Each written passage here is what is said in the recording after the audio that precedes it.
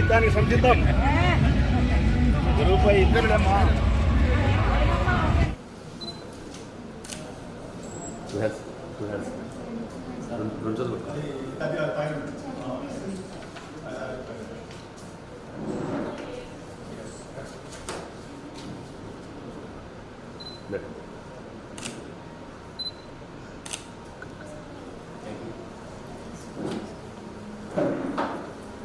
దుటూరు నియోజకవర్గ ప్రజలందరికీ నీ బిడ్డ రాచమల్లు హృదయపూర్వకంగా నమస్కరిస్తూ,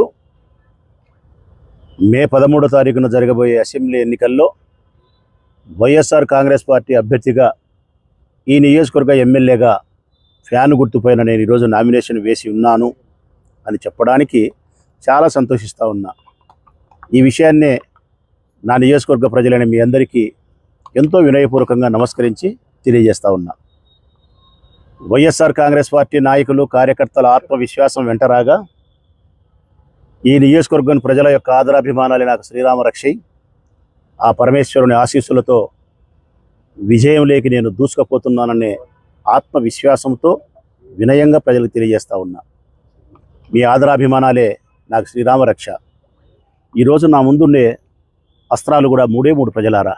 ఎన్నికల్లో నేను ఉపయోగించే 3 అస్త్రాలు: 1, జగనన్న మీకు అందించిన సంక్షేమం; 2, నా నాయకత్వ లక్షణాలతో ఈ నియోజకవర్గాన్ని చేసిన అభివృద్ధి; 3, ఓ మనిషిగా ప్రతి మనిషికి నేను ఉపయోగపడిన విధానం, అందుబాటులో ఉండడం.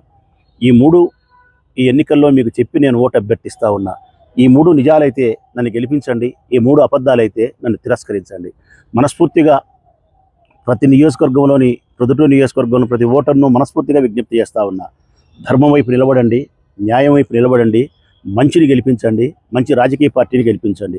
ఆ మంచి మేము చేసి ఉంటేనే మమ్మల్ని గెలిపించండి, ఆ మంచి మేము చేయకుంటే తిరస్కరించమని కోరుతూ మరొకసారి ఈరోజు నేను నామినేషన్ వైఎస్ఆర్ కాంగ్రెస్ పార్టీ కార్యకర్తల నాయకుల యొక్క ఆత్మవిశ్వాసం మధ్య, వైఎస్ఆర్ కాంగ్రెస్ పార్టీ జెండా సంక్షేమంతోనూ, వైఎస్ఆర్ కాంగ్రెస్ పార్టీ నాయకత్వంతో ఈ నియోజకవర్గ అభివృద్ధితోనూ, నా హృదయం మానవత్వంతోనూ చేసిన మంచి కార్యక్రమాలతోనే ఈ ఎన్నికల్లో మీ ముందుకు వస్తూ ఉన్నా.